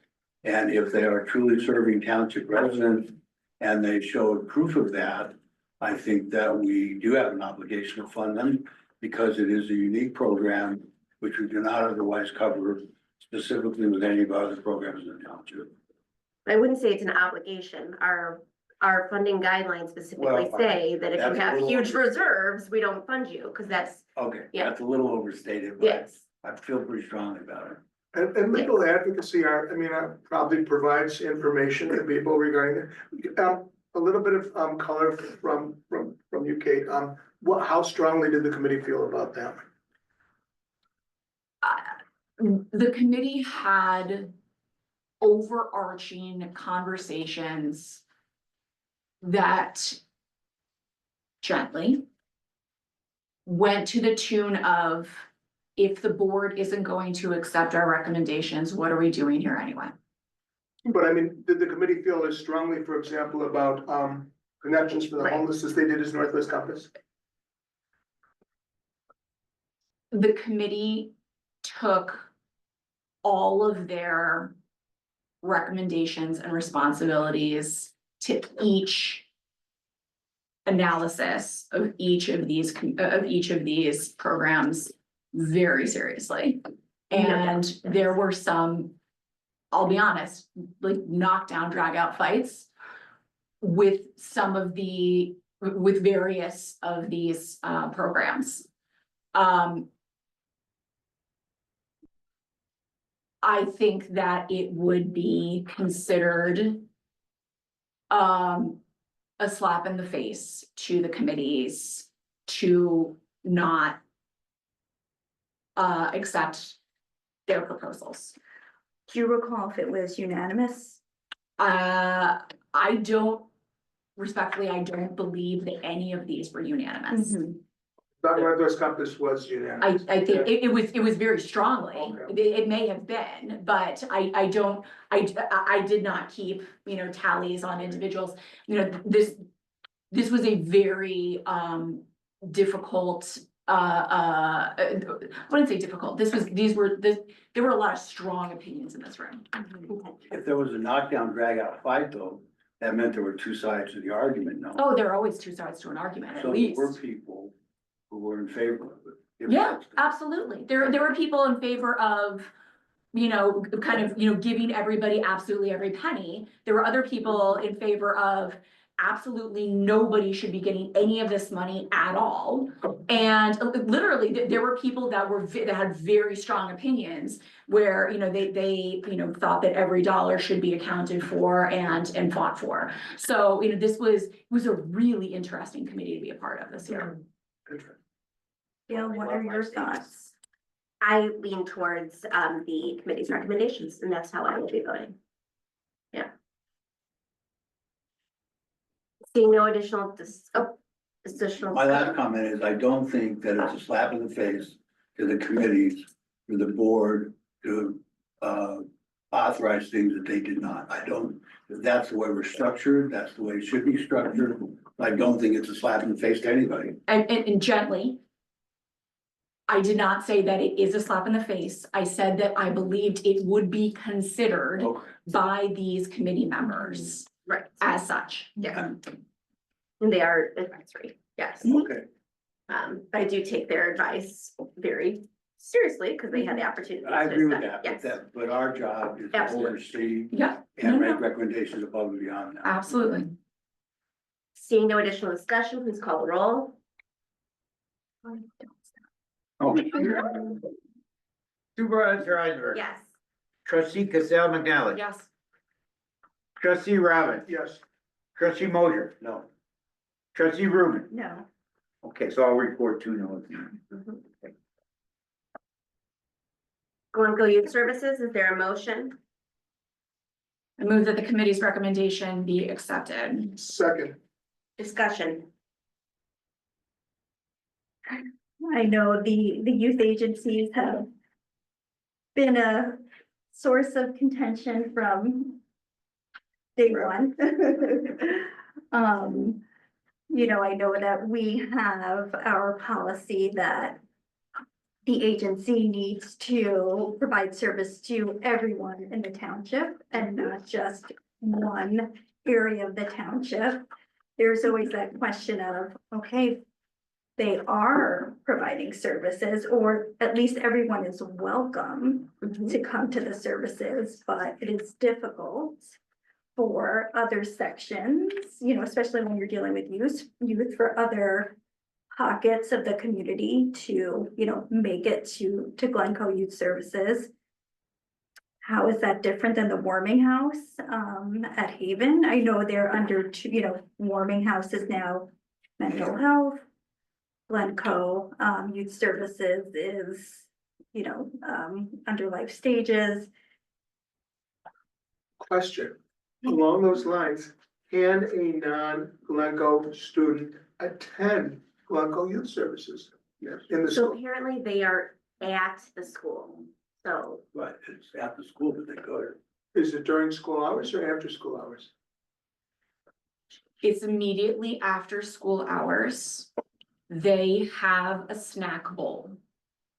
My understanding is that many kids walk through the door, get a snack and leave. Each of those is counted as an attendance. And they do not keep records of Jimmy Smith, Glencoe, Jane Doe, Winnetka. So they don't know who's there and who's not there. Could a Winnetka or Wilmette kid go into the school, actually access the school, go in there and go into that program and be accepted? Or could there be even security issues of a non-Glencoe kid going from the classroom, going from outside into the school? I mean, I'm not even sure physically it's If a sixth grader could get from Kenilworth up there, Kenilworth, Winnetka, or Wilmette. yeah, no, I'm saying somewhere else in the township to there. When that snack Yeah. situation was described, when the agency presented, I mean, the agency's aware that they're kind of on double They secret know, probation. they know, and this 25 was another one of those situations in which there were 3 proposals for funding. And it was, there were some members of the committee that thought that this program at this agency should not be funded at all. When I saw the 25, I said, this is a classic splitting of the baby, and that's what happened. That's and it seems exactly to me what that happened. it's the ease out of funding if Yeah. possible as well. And that was, it was meant to. And Steve, tell me if you were in this room too. Tell me if you think I'm wrong, that I think that the intention was that there would be a letter that goes with whatever the amount is that says you gotta reach out to the rest of the township and make clear that everybody is welcome and be able to show us and report to us what you are doing to try and recruit people from other places, work with the other agencies, see if there's a way to kind of, have collaboration or what have you. But this was a splitting of the baby situation and a weaning off of funding, because there was a fear that if we dropped this to 0, then they would not be able to hold this program at this agency at all for next year. And that's my concern. I don't want us to reduce the funding to the extent that this program doesn't exist, because it does help a lot of kids who are within our township. It might not reach everyone. Everyone is welcome. It might, because of location, might not attract as many people, but everyone is welcome. So I just want to make sure that if we accept the recommendation of the committee, that we are not basically putting an end to this program. And And we are fully funding the other two programs, Mhm. SNAP Yes, and. yes, and- yes, yeah. yes. Didn't we yes. cut off Glencoe Youth Services We- last year completely? So once we told them that we weren't funding groups that don't, Okay, aren't open to the rest of the township, they chose not to apply again. so they didn't yeah, even apply this year. Right, So that's not this, that's the, no, Mhm. they said we physically can't have people from other parts of the township, so that's, Was that the That's it. Glencoe Junior High project? yes. Mhm. but Glencoe Youth Services is the elementary school? Middles? It's at Central. It's School. essential, All right, Yeah. so yeah. if Glencoe, the junior high project couldn't have people from outside, how could they possibly have people from the outside? But my argument I goes think the other way, the which junior is, high is like physically within the building, within. so within- this, This is as well. It's not, the way that they described it, it's like an anti-building. Right. Am I, like, it's on the same property, but it's outside of the building itself. if funding had been zero, I would highly object. Mhm. The fact that we gave them something I find acceptable, but I don't like the idea that because they can't service everybody in the township, they should be excluded from funding. As a principle, I don't like that idea. I didn't like it when we passed it. I still don't like the idea because there's some limitations on what can or can't occur. And you hit it on the head, Elliot. They may not be allowed in, period, by the security measures of the school or the district or whatever. So it's not for us to cut somebody off because. we But it couldn't have- absolutely is for us to cut them off. That's the point. I don't agree. Because it should I'm be not, I don't want to Glencoe belabor the argument. covered. I Yeah. don't agree. But here's the thing, if you absolutely cannot be allowed in because of logistics and you want township funding, then you have to go to your security and your school and say, we need to make arrangements for this program that people can come in through this door at this hour with these credentials to participate. So. But I think that, the baby was split here. I'm. I can inclined- accept it. I Yeah, just yeah. don't like the problem. Yeah, and they know going forward. Absolutely. And I will be doing a site visit, I believe tomorrow, to take a look at it, but, obviously wanted to make sure that we are addressing these concerns. I'm sure they won't be ecstatic, but I think they know from the agency discussions, then shouldn't be surprised. Is that correct? Okay. Yeah, and as report pretty much covered everything that was there. The concern that it was at the school, that it was technically available, but without independent transportation or being nearby, it was unlikely people could go. And that if they were awarded funding, that they very much believe that they needed to do a much better job of keeping track of everybody who comes through. So we could follow up and confirm how much of the township is being exposed to this as opposed to, is it just literally centered around Glencoe? Yeah. So, and again, they have, from what Brad's report, they have $132,000 in the bank, so if it was funded at Got it. what's recommended, they still have enough to keep the program operational. And if you look at page 64 of their application, they do include their other funders. If you recall that Glencoe is our only village that also funds social services. And this is why, right? They get 12,000 from the village, they get 5,000 from the park district. And then a number of other organizations in Glencoe that have seen to fit to provide such support, and I'm sure that it would continue, given that you're serving Glencoe residents. Any additional discussion on Glencoe Youth Services? Seeing none, please call the roll. Supervisor Eisenberg, Yes. trustee Cassell McNally, Yes. trustee Robin, Yes. trustee Moser, trustee Ruben. Yes. Finally, bare necessities. Is there a motion related to bare necessities? I would move that the committee's recommendation be accepted. Second, Discussion. What happened with their, I wasn't part of it, so what happened with their providing services for township residents? How many? Three Three. people? There are Three three, families or three people? the answer is yes. It's children. And so the concept is that a child experiencing cancer, you know, gets a gift or an experience or a thing, and as a result, they count the experience, which often involves caregivers. So one is a toy car, which is obviously more for the child. However, another is a staycation in, you know, downtown with, you know, a hotel for, you know, 3 members of the family and a dinner out. So, you know, the problem is in the amount of dollars per bear hug. And the fact that there are very different levels, and that it doesn't seem like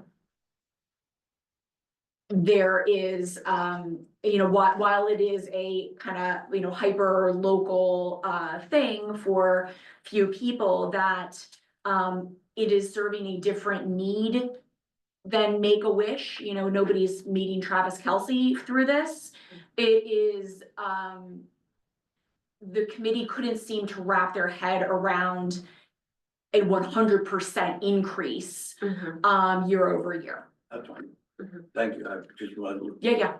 And it does look like it says 14 township residents served with 3 units of service, so 3 bear Yeah. hugs, 14 individuals. So, you know, the kid that got the little wheelie car had 5 members of the family, so there's, Got you know, it. 5 people, so. The way that the committee calculated it was that even though they got $2,500 worth of funds, they provided $12,000 worth of services, so they thought it was a good deal. Good. And what I will say, working for Make-A-Wish, so we can't grant wishes if a child has received a wish from another organization, but Bare Necessities is not considered another wish granting organization, because it's a different type of Yeah. experience. So a child can receive something from Bare Necessities, still get something from Make-A-Wish. And what I've seen is that it truly does impact the whole family. It's not just that child, because when a parent sees the joy that the child has, it just brings so much relief and hope and all of that. And I pulled this one for discussion because I maintain my, you know, stated policy emphasis that our funding should be for local organizations, and we're 1% of the population served. So it's more on a, you know, not saying that these aren't extremely valuable to those families, and I'm sure they are. I just think we need limiting principles. While right now we're healthy as a township, we will not always have that kind of surplus, and we're starting to spend it down. So that's my 2 cents. Any additional discussion? Trustee Ruben, Yes. trustee Moser. Yeah. Trustee Robbins. Yes. Trustee Cassell McNally. Yes. And Supervisor Ivor. All right. I would just like, I would like the record to reflect that trustee Robbins commends trustee Rubin for pulling these 4 agencies up for discussion. I'm glad we Yeah. discussed them. I learned a little bit more too. And thank you so much, Danielle. Gail, you voted no, that they shouldn't get anything. Right. Okay. It's a good strategy, Elliot. It's just that it was right because last year we did go through. So this way we had thoughtful discussion every year. So the public will see all the dollars and all the votes. Okay, continuing down our agenda, legislative agenda. I've provided a number of bills that I would like to support as the township. So as you all know,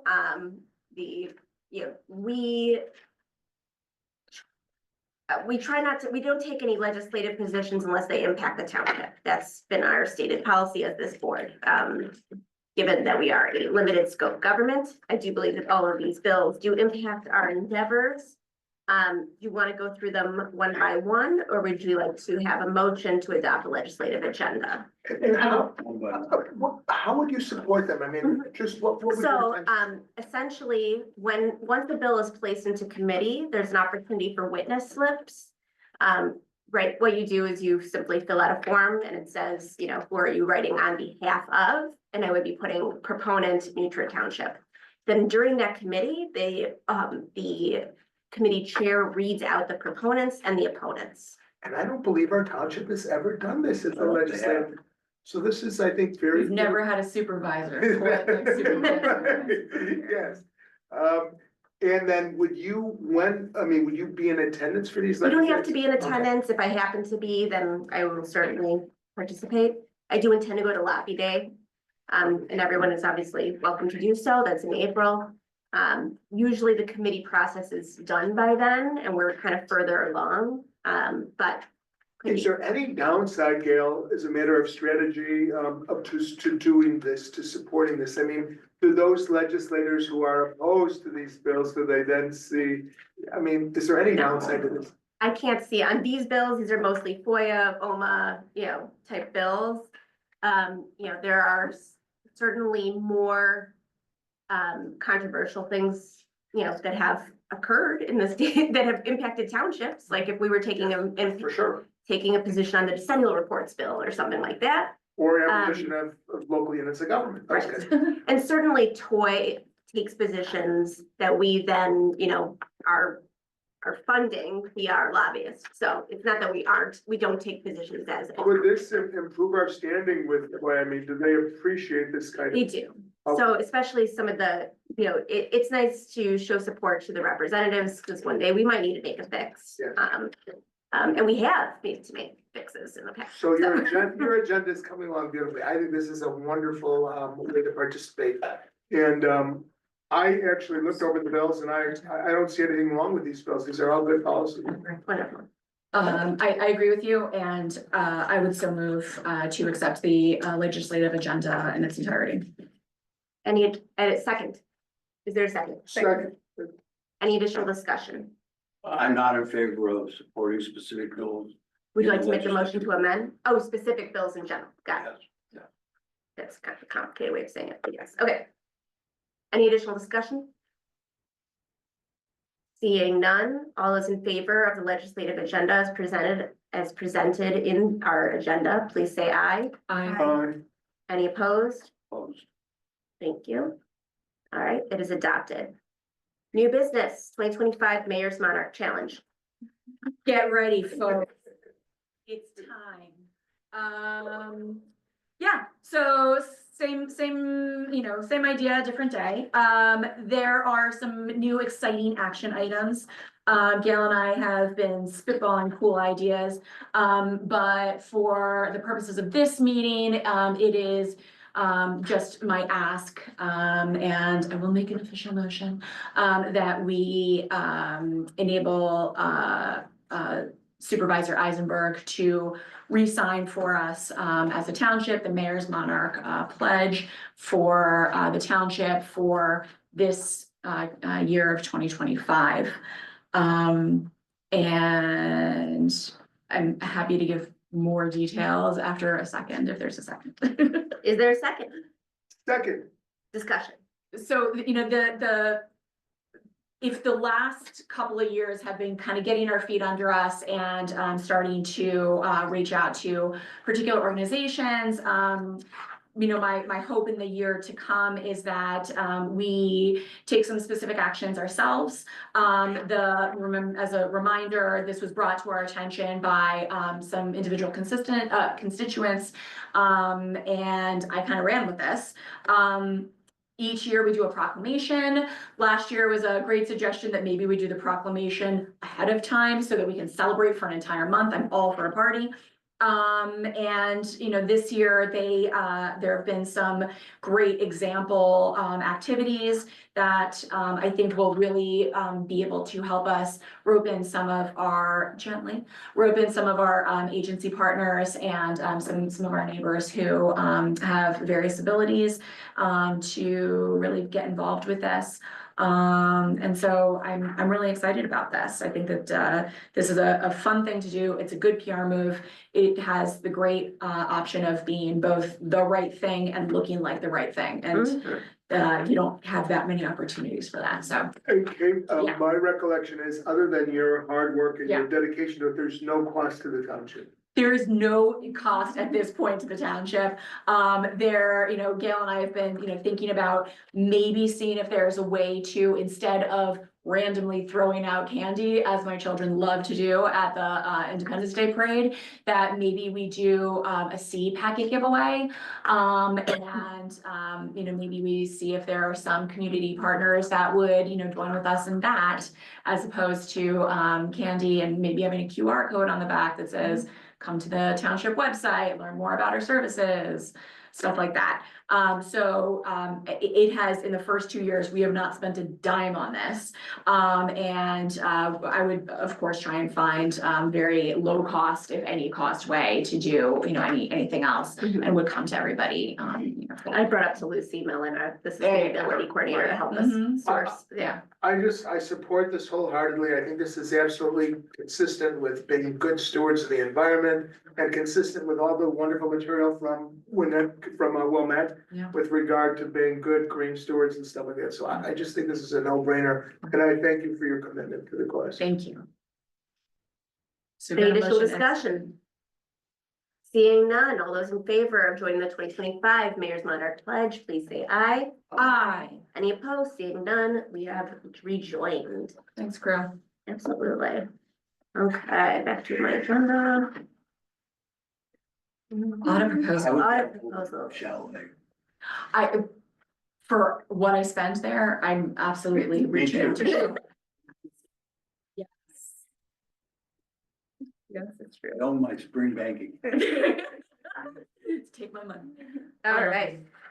We did an RFP for a new audit, organization per, recommendation from our financial services company that we change it up every 3 years. Good to have fresh eyes, make sure everything's going well. We, to be honest, only received one response back. Yeah, one of the companies is not accepting new clients. I still have to email the other two companies one more time because I never got a response back from them. But I did receive this proposal maybe like almost a couple of weeks ago. Mhm. It looks like it starts us at about 12.9 for a 3-year commitment. What's our present audit cost? Higher Well, than that. Much more. so I've actually pulled Thank it. We budgeted 18,750 and are currently 2,000 over that. Yes, Wow, so so we we are at 2,750. And what's the name of the company again? This company is Selden Fox. No, No, one the that's old, charging the us 20 existing. grand. Oh. At the end. Yeah. So that's it. Yeah, they Yeah. changed their Yeah. name in the middle. Yeah, and the main reason, I mean, we don't go into those audits and learn from them. We follow, we fulfill a requirement by having the audit. But how many of us actually look at the audit and say, hey, we could study this, we could learn this and that. So for me, because it's more of a requirement than an actual tool that's necessarily helpful, if we can cut our audit expense by 40%. Yep. And maybe have a company that's a little more proactive, that's gonna help us learn from it. To me, this seems like a no-brainer. Right. Was the Selden Fox on the preferred list from our? Yeah, they gave me the Okay, recommendations. Well, and I appreciated how many townships. Oh, yeah. And kind of other kind of agencies, but in particular townships, because we've got not tricky, but we've got particular financials. And I appreciated that there are a number of townships that they represent. Exactly, and the ones that are in Cook County. Yeah. So, yeah, no, I'm very happy with that. Is it a 3-year commitment? Or is that just projections? I see it on page 129 of Yeah. 130, page 14. Sorry. Is our current auditor aware that we are looking elsewhere? I don't think so. No, Have you discussed with them the possibility of reducing their rates and like? It wasn't, the main reason was not rates. The main reason was we wanted fresh eyes. they've been doing our audit for actually too long now. Yeah, I it was think a- they're a couple of years over what the accountant is recommending. The accountant recommended that we change it every couple of years. Who did? Our accountant recommended that we change the auditors every couple of years. The accountant? Yes, Have we changed the accountant? we've only had him for 3 years. But I mean, doesn't that make sense? Steph? Yeah, Yeah, I'm just wondering what the underlying motives were. that was the original reason for putting out the RFP. I It love just this. happens, For 20 years. yeah. Mhm. I mean, there's a bunch in my office from God knows when, we had a different guy. But given how little we've actually discussed and used the audit, for a third, if my math is correct, we're talking about a 35 to 40%. Well, that's why I asked. I was a bit frustrated by some nickel and diming on the end as well, so. Yeah, they charged us a lot of extra money on the end of that audit. Yeah. It was like a la carting a lot of the costs, and we were trying to fight those costs. But we did have to end up paying them extra money at the end of the audit. Well, could that happen with this 12.9 figure? Will we be nickel and dimed in the end, or is that a firm folder? We want to get a commitment. It's an estimated fee inclusive of Estimated, right. administrative out of pocket. Yeah, so, there's always that discussion and, the current auditors wanted more than that overage, and we had to have a whole discussion about what's included in the scope. So, yeah, there's never, Sure. it's never for sure, but I do think that we will save and we'll have the fresh eyes we were looking for, and they're township specific, so. Do you want I to would- motion? I would move to table the discussion pending Larissa contacting or attempting to contact the other two firms, because I don't think it's necessarily the best idea just to go from one firm to another without any. What other two? consideration.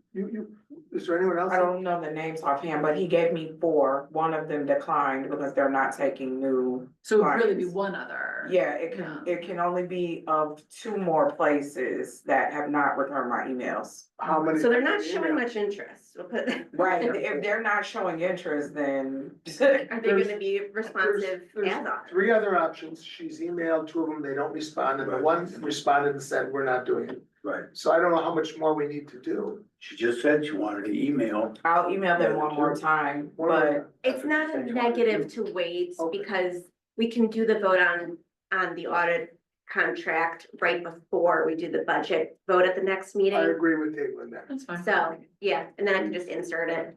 Are you second? I just don't wanna have too many inputs. that I'll are, second yeah. Stefan's motion to table it. All those in favor, please say aye. Any opposed? Seeing none, tabled.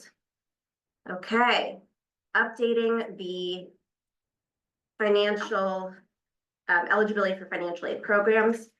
Currently, we're at 250 of, I believe, the 2022 rates. Mhm. That was, we hadn't updated that in many years prior to that. What I'm proposing is that we go to 250 of the current rate and continue to increase our eligibility requirements based on the federal poverty rate going forward Where it would continue to be 250 of. of the current federal poverty rate. Yeah, I'm in agreement with that. That's what, I just learned that, District 36 in Winnetka uses. Right. Yeah. Is there a second? Second. Any additional discussion? Seeing none, all those in favor of going to 250 of the then current federal poverty rate? Aye. All those, all say Yes. aye. Aye. Any opposed? Seeing none, great. So excited about it. Woo. I'm glad. You're in the right place. All right, now I lost where I was. I think we're on staff reports, right? yes. Yeah. All right. Before we get there, Uh-huh. I was assuming tonight we would have the breakdown of everybody having a report for their committees, which we didn't. So I prepared something about my special project, but I can allude to it now or put it on the agenda for the next. Well, we're in new business, so this would be the appropriate Yeah, I time. normally don't do report on the day we approve the agency I contract. realize that. once Yeah. I- Yeah, so this would be a fine time to report. Okay, so I was focusing on the youth committee. And I read the statute, and we have the right to do 2 things. We can set up a youth committee itself, or we can set up something called youth bureaus. And I think that the agencies that we have actually are the youth bureaus. And My take on it is, there are two parts to it. With regard to the agencies themselves, it seems as though Haven has done a nice job of helping out with both the warming house and the Yo. However, I will point out that neither our website nor Haven's website makes any reference to the Yo. So we need to deal with that. I called Haven today and said, are you guys in fact doing Yo? And they said, yes, absolutely. So just to flesh it out a little bit, either we gotta put it on our website, they gotta put it on the website, or what have you. So that, I'm really sorry, when you're talking about Yo, the Winnetka Youth Organization yes, does not exist anymore. no, it was taken over by Haven. No, no, No, no, it was not. yeah, unlike with Warming House that was actually Okay. subsumed, the Yo, it completely disappeared. And now they opened a Warming House Part 2 in Winnetka. Okay, cause she Yes. referred to it today as the Yo. She did refer to it that way. And they are Interchangeable. referring to that. It's on Winnetka Avenue, Right. just a little bit west of the high school. No, I understand that. It's, And so legally, in terms of their insurance. You're saying it's a, yes, that's interesting. Who's the liaison from the committee? Alright, let's get it, yeah, have the should be liaison. on everybody's website. Yeah, that's just this information. Now, Yep. the other thing that we talked about, so I think the agencies are doing better than they have been in years as a result of Haven's involvement. I Mhm. just think we need to advertise that. So that was that concept. We had talked about, and in the past, we did have youth members of the board. Yes, Two things come to mind. One is, maybe we want to defer this discussion until the new board's in place. makes sense. So that's one conversation. The other part of it is, there's no authority that I can find in the statutes to have additional members of the board, even honorary members or anything of that kind. I didn't find any language anywhere in the statute that allows for that. So that was a threshold issue for me. But then the real thing I was trying to get to is, what is the best way for us to involve youth in the township? And when Elliot and I did the plan, the 10-year plan, Mhm. we got some really positive input from young people that did want to be involved in the township. So now it becomes a function of how do we involve them? Right, So I don't have the answers, but that's where my head's going. So I figured I'd give you an update on that and we go from there. I think as a part of the special project, bringing to us a recommendation as to how we can integrate youth into the governance would. That's fine, but again, but the problem is that there's a limitation. Right, within those limitations. Right, so that's why I'm not sure what the recommendation should be. Kevin, I have a question. In all your years, had the advisory committees ever invited a youth representative to sit with the advisory committee members to deliberate? Not that I'm aware of, but we did used to have two, at one time we had two youth members of the board. And then it went to one, and then it went to none. Of the Board of Trustees? Yeah. They would sit in on the board. But they weren't voting members. No, they were absolutely not. advisors. That's what I'm saying, the concept of honorary board member or ad hoc board member, whatever you wanna call them, there's no authority for it, so. Right. Before we reinvent the wheel, what if you were to make inquiry with some of the other townships around the state and see if any of them use youth in that capacity? Not bad. And see if maybe there's a model that's existing there. All right, I can do that. I do know that like Highland Park municipality does have a youth commission members, so of the, like their zoning board or their, you know. In so, yeah. Northbrook, I could get you, they have a fantastic youth program and they involve Northbrook. Their village involves so many. But those are the. Those are villages, municipalities, right, I don't know about other But they townships. still may have some good ideas, but Absolutely. townships would be great. Yep. Wonderful, all right, now, Stefan, thank you. Yeah, fine. Give some input. Good stuff. thank you. Anybody want to take anything from any of the staff reports for discussion? In Melanie's, Mhm. the social media analytics, I know it's a weird potential concept, but I was hoping that maybe tomorrow you could address with her the concept of looking into Blue Sky. Because a number of people are leaving Facebook and I would rather us be on the front end of things as opposed to back end. You're right, that's a good point, this is the time. Yep. Anything else?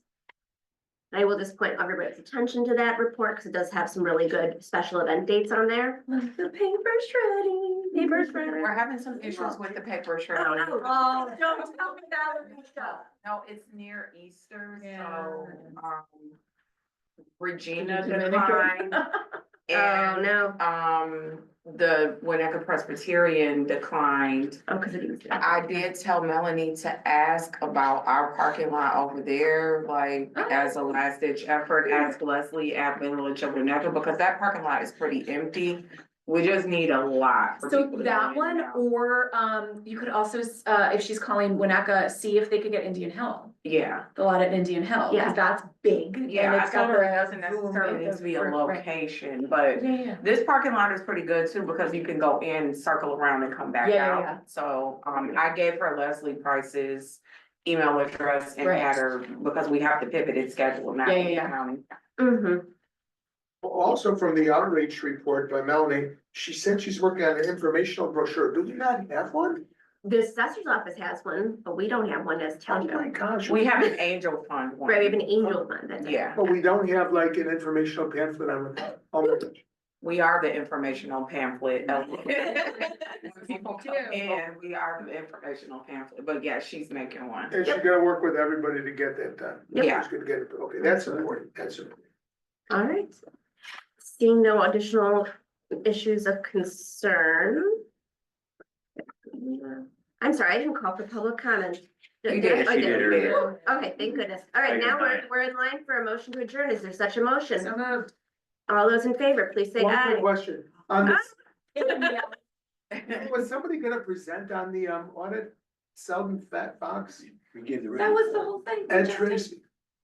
Was he supposed to be online or something? No, No, we were just gonna vote That's on just it and we a tabled it. Item number until- 7. would you I just wanted prefer to me, be waiting in cyberspace. would you prefer us to invite him to ask questions?